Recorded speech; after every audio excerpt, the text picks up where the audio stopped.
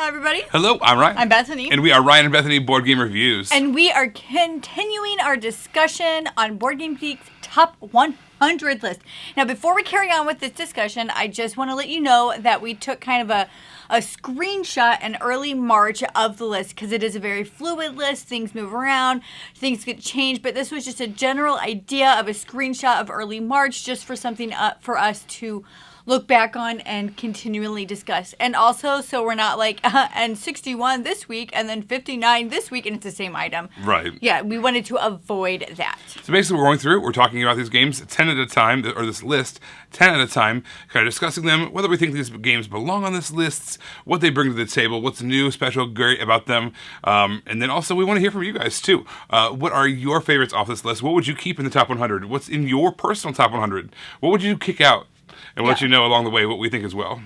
And help us pronounce things, because I loved that you did that for our last video. Yes. Yes. It was like, I was literally reading it out. I'm like, yes, that's what Shout I out to needed. Evan. Thank you. That is what I needed. Okay, so let's start with number 70, and that is Grand Austrian Hotel. This is one of the first games I played where I realized what a game could be. I feel like we played this, when did we play this, like 5 years ago, 6 years ago? Oh, at least, yeah. I remember being so excited when a friend of ours taught this to us, and I was like, why don't we own this game? Because it's not cheap. and we have no room on our shelves.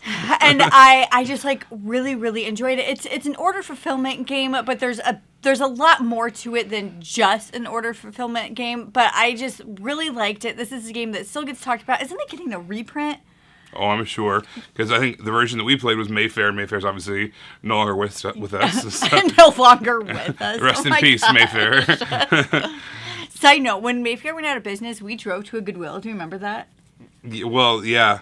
And we picked up a whole bunch of so Mayfair many games. random. There's like this random Goodwill that was like an hour and a half away from us. There's no good way to get there. We had to take all these side roads to just like pick up all these Mayfair games.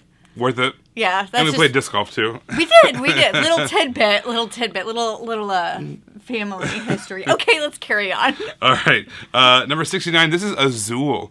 Man, everyone loves this game. This is kind of an abstract tile laying game.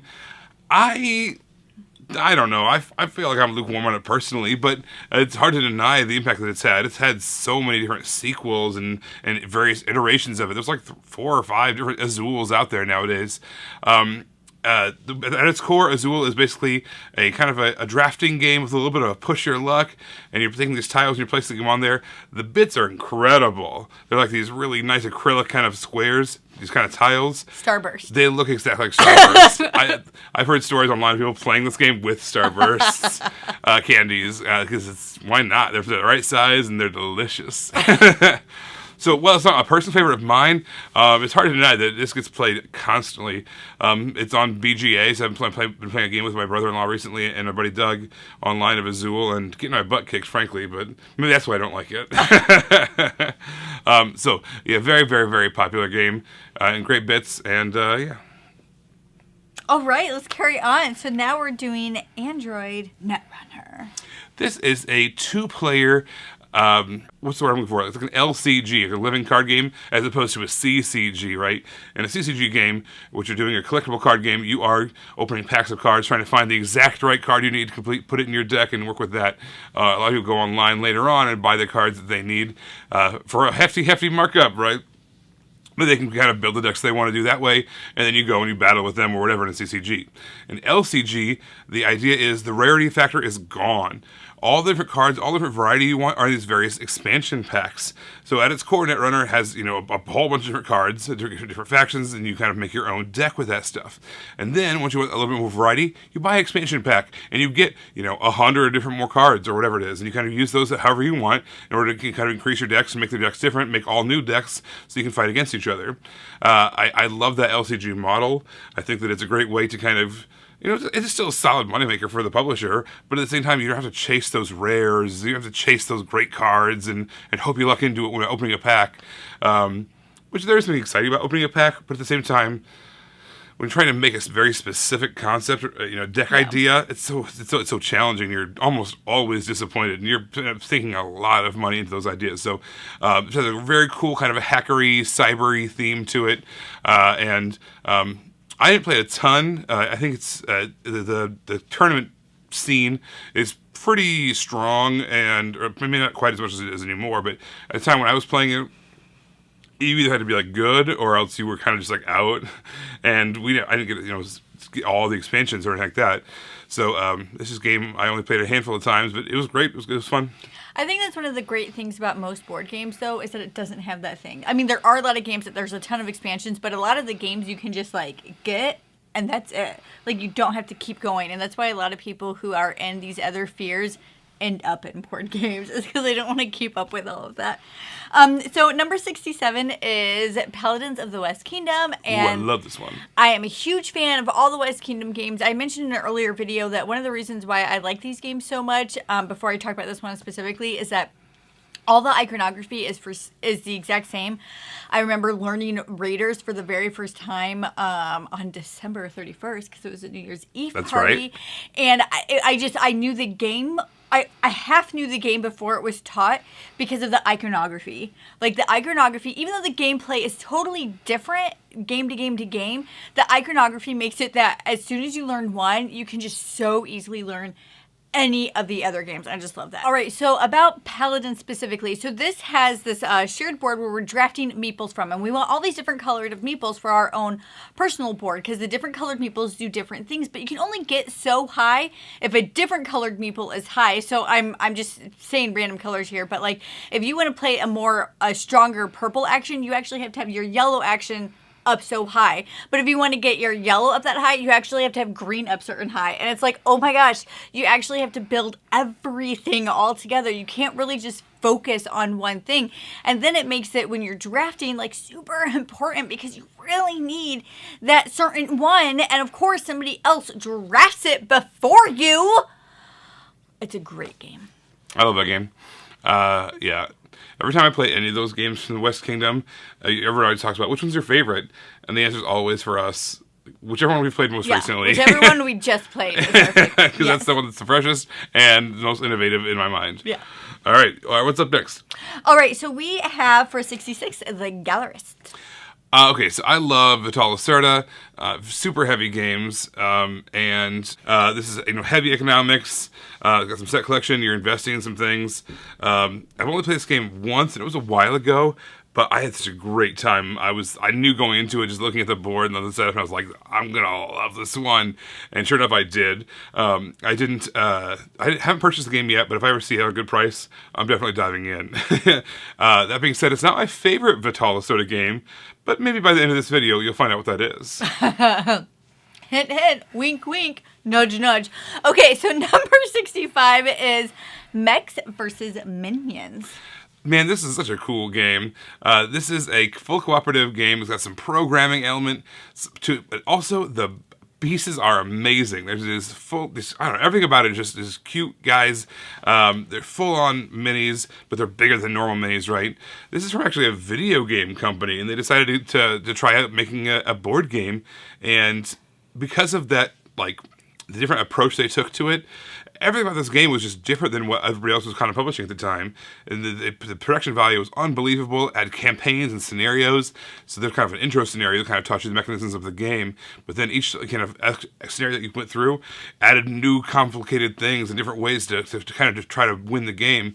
And man, I thought this game was just so cool. It's just a giant box.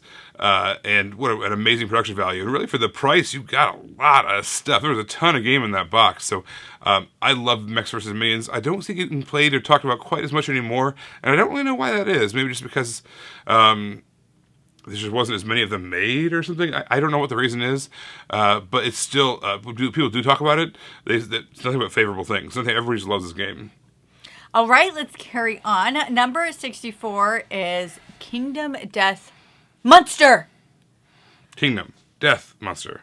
Yes, Kingdom Death Monster. It's funny because whenever I'd hear people talk about this game, like I never knew that there was that colon. I just heard them say Kingdom Death Monster, Kingdom Death Monster, and I was like, I don't understand what But you're even saying. still, like Kingdom Death.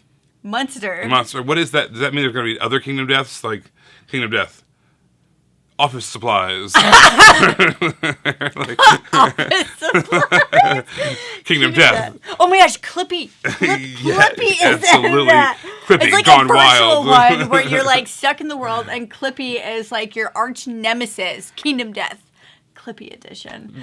Okay, so anyway, Kingdom Death Monster. It seems like a game that Ryan and I would just absolutely love. It has an immersive world building. It's a you can do it as a campaign style as you're just trying to survive and defeat this. But I know that there's some like really graphic things in here, some rated R, maybe X stuff in here, and that's just like not our jam. I don't care if it enriches the game at all. I'm just not going to go anywhere near it. But I do think it was pretty great and innovative when it came out in that sense. I'm just not going to go near that. Like, I don't even like that in, like, the movies and books that I read either. And also, this game is so expensive. I checked, and you can get it on Amazon for, I think it was $849. So expensive. But it made a ton of money when it came out on Kickstarter. It was one of those first like mega huge campaigns Kickstarter. Yeah. I mean, you couldn't ignore it, you know. Maybe that's why, because we talked about this in one of our earlier videos. Maybe that's the reason why people raved about it so much, even with the weird artwork, is that you can't like be upset when you have spent so money, you've invested so much into this that you're automatically like predisposed to enjoy it. One of those things. I don't know. Just throwing that out there. Yeah, no doubt about it. This is a monster. Kingdom Death monster. This is monster of a game. Knee slapper. Monster and financially, all that stuff. All right, so number 63 is Kanban EV. Kanban EV. What do you know? Another Vitala Soda game, and in my opinion, the best one. My day job has, for the past 10 plus years, has been all about automotive parts, about car parts, and that's what this game is about too. So whenever I'm playing it, it feels a little bit like work. You are basically kind of designing these different car parts, installing them on cars, and then testing them out on this track. Obviously, it's much more... there's more to it than that. Absolutely, this is a heavy one. This is a thinky one, but in all the best ways. The art, it's just, even though there's so much going on, I can teach this game very quickly, considering how heavy it is and considering how involved it is, because it's laid out so clearly. Yeah. And everything just kind of makes sense, even though there's just so many choices to make about where to go, how to spend your resources, how to spend your time, all that stuff. Player aids. Excellent player. Again, Ian O'Toole art, knocking it out of the park. The box art is just so evocative, and it's just so cool. Yeah, we told this story before when we reviewed this game, but we had a friend over who didn't know anything about the game, saw the cover, and said, "I want to buy a print of that." Like, didn't know anything about it, just saw the cover of the box, and he's not even a car guy, and he was like, "I want to print." That's how amazing that you can make like car art. Yeah, and this is based obviously off of the original game of Kanban. This is Kanban EV, electric vehicles. The core gameplay remains very, very, very similar. Some extra tweaks and some things that kind of spice it up and make it more streamlined, more accessible, better art, all those kinds of things. My favorite part about this game, though, is the fact that just like at your normal day job, probably, there's a supervisor walking around. There's a Sandra character walking around the board, inspecting each area of the board. She's so mean. And there's a mean Sandra, there's a nice Sandra, and oh my gosh, I love that. It works mechanically too. The whole time she's moving around, it's also progressing the game. Yeah. In addition to mechanically speeding things up, but it's also thematically messing everybody up and judging you for not working hard enough, or whatever the case is. I love it. All right, so number 62 is Sleeping Gods. This is one of those games that a while ago we had created like a top 10 games that I want to play that like we haven't played yet, and this is definitely probably on my list now. I like was following this when the campaign was going. I was really interested in this, and I still haven't played it, but I still really want to, because just like Kingdom Death Monster, it just seems like it's something that would appeal to me. That it's like you're this crew on the ship and you're going now, and there's this overreaching story that's happening. It's like this campaign style game, but also really funny on Board Game Geek. It says that the gameplay is in between 60 to 1,200 minutes. Which I'm assuming is talking about the full campaign, but it'd be pretty fun if there was a 20-hour gameplay. Yeah. All right, we've arrived to the very last one of this section. That is number 61, and that is the Quacks of Quedlinburg. Quedlinburg. Quedlinburg. Quedlinburg. Oh my god. This is a push your luck bag building style game. Now, I normally do not like push your luck style games. True. However, this one, I don't know, for whatever reason, it worked for me. It was just so cool, very thematic with this kind of this potion building theme going on.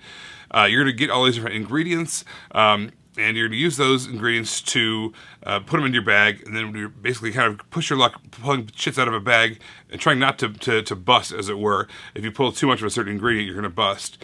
But whatever you get, the further you get on this track, the more resources you're going to get, and the more points you're going to get. But if you bust, you still get one or the other. You either get points or resources. So no matter what, even if you bust, it's not like you're just out, right? That's why you like this push your luck game. There's still a way out. There's still, a chance to recover if you completely messed up and you've busted on your potion. And on top of that, there's a great catch-up mechanism as well. There's little rat tails kind of woven throughout the scoreboard, and the further back you are, the more resources you're going to get that are hopefully going to help you, give you basically a head start on your potion. And there's very modular, very different ways you can play the game. There's one token, depending on what way you use it, can represent a whole bunch of different kinds of ingredients, and they all act different ways. What a cool game. I absolutely love this game. I love it here in this number 61 spot of the top 100. Just a really, really fantastic game. I've never heard anybody talk about it. In fact, when I talk about push your luck games, this is always like near the top of everyone's list because it's great. So that is this section, and I think this is the section to where I can understand why all of these games are on here. I know in like the first two sections I was like, what? But I get it. I get what a lot of these games did. I like that a lot of people still talk about these games, that they're still exciting, that you can still get some of them. Some of them are so expensive. Like, don't even bother. But I want to know what you think. Let us know in the comments below. Have you played any of these games or any of these games on your want to play list? What are your thoughts about this section? And don't forget to subscribe to us so you can see our videos as they come out. If you enjoyed what you watched, consider leaving us a tip. There is a link down below with information about that. Until then, you can find us in all of these places. Yeah, thanks for watching, and we'll see you next time. Bye.